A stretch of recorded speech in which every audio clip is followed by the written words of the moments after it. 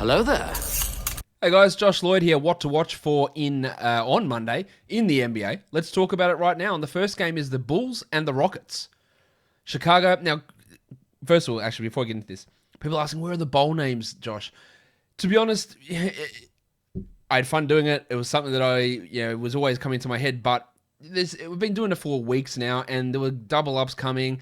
It was taking quite a bit of time to go and research who these guys were that played for multiple teams.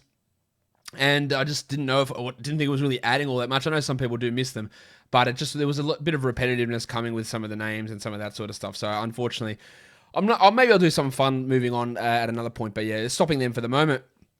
Bulls Rockets, Garrett Temple starting, producing good numbers, getting steals, hitting threes.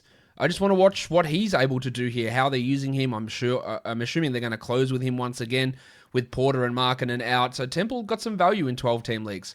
And then Wendell Carter Jr., who's been putting up okay numbers. I want to see more from him in terms of the assists. I think he can do more in that area. But I've been relatively impressed since his return from his quad injury. Side of things, they recently signed Justin Patton. Why is that important? Because DeMarcus Cousins is questionable with a foot injury, and we don't know whether Cousins is even, how long he's going to be on this team. So can they get anything out of Patton? Patton had some interesting G League numbers last season, really fantasy-friendly G League numbers, blocking shots, hitting threes. I want to see if they use him, how they use him, how much he gets out there. That's a deep cut, but let's pay attention because he is now on the Rockets. And then I also want to watch David Nwaba. Victor Oladipo remains out. And Nwaba is getting big rebound numbers, good defensive stats. He can be absolutely a short-term stream while Oladipo is sidelined. Next game we look at is the Grizzlies and the Mavericks. DeAnthony Melton started last game, but now everyone is back, including Justice Winslow. No Jaren Jackson, of course. So what does Melton's minutes look like? How does Allen's minutes look? How do Bain's minutes look? How do Winslow's minutes look? Because it's really impossible to get an indication, and we're going to get as close to an indication as we are going to get in any time soon of how this rotation looks, and then Jackson comes back and complicates it further. But I want to see how much they play Melton. Also, do they go back to Brandon Clark starting, or does Kyle Anderson start at the 3 or at the 4? Now, they probably won't because Dylan Brooks is out, so I imagine they'll go Allen, Anderson, and Clark at the 2, 3, 4.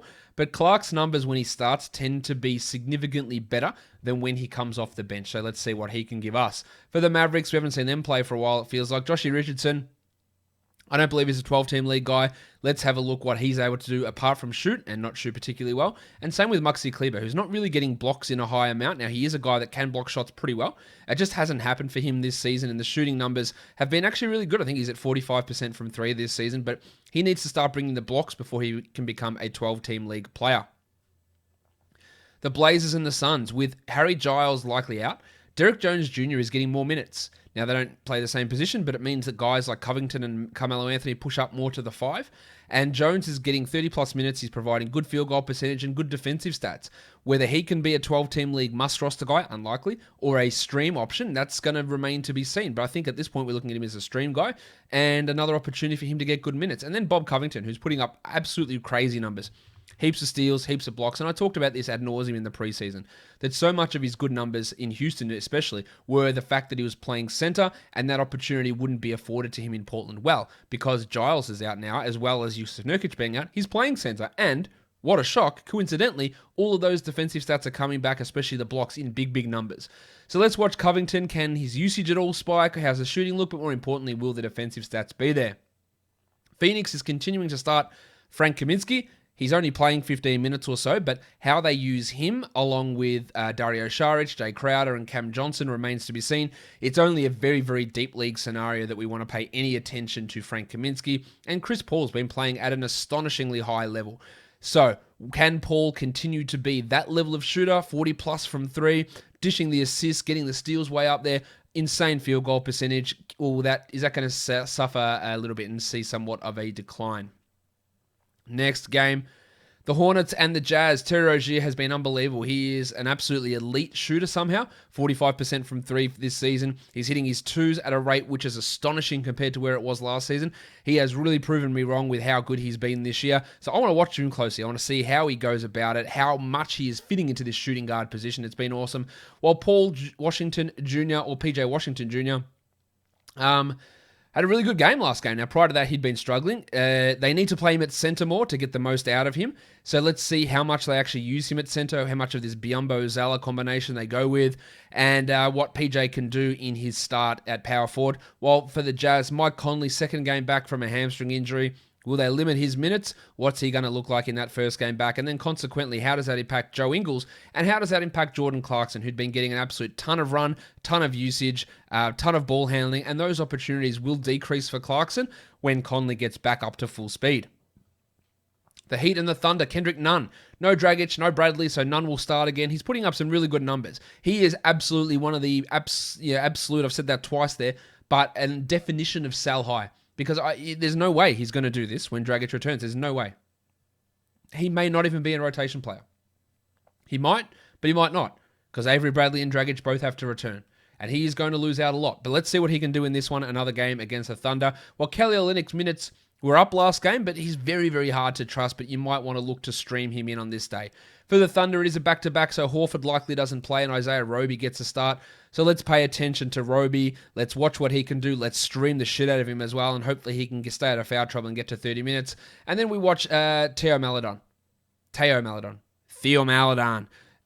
Starting point guard, I don't think that changes the rest of the season. We want to see a little bit more production in terms of usage and assists out of Maledon, but he's putting up some good enough numbers to be a 12-team league guy, in my opinion. The last game we look at here, the Wizards and the Lakers. Russ Westbrook really shot the ball well last game, and the Wizards are on a bit of a win streak, so that's obviously encouraging. Can Westbrook continue to be efficient? Can he continue to take the right shots? I want to focus in on that. And then I've just written centers there because I don't know what they're going to do. Mo Wagner will probably start.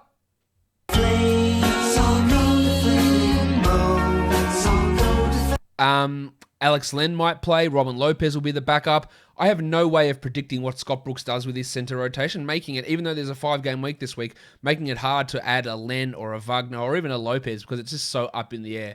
For the Lakers, Montrezl Harrell splitting minutes more with Marc Gasol now. His usage is way up with Schroeder out as well. But let's pay attention to his playing time and that usage. And then Kyle Kuzma, the future MVP, who's starting in place of Anthony Davis. He's like a borderline 12-team league player who does have some deficiencies.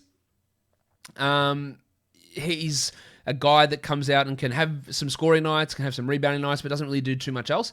I think he is still a fringe 12-team league player. Let's look at some stream options for category leagues now. Isaiah Roby, great stream. Taylor Horton-Tucker, who gets more ball handling opportunities with Schroeder out. Dorian Finney-Smith of the Dallas Mavericks, if you're just looking for nice across-the-board production. Marc Gasol. Oh, hi, Mark.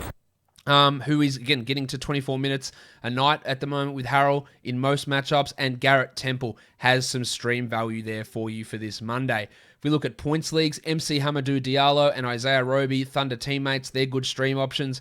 The wild thing, Jayshawn Tate of the Houston Rockets, he probably should be rostered in category leagues, but in points leagues, he's a good stream option for Monday. Kelly Olynyk and Joe Ingles, a couple of guys to round that out as well. Guys, that'll do it for me, my short what to watch for video. Don't forget to subscribe, hit the notification bell, give a thumbs up, and leave a comment down below, guys. We are done here. Thank you so much for watching, everyone. See ya.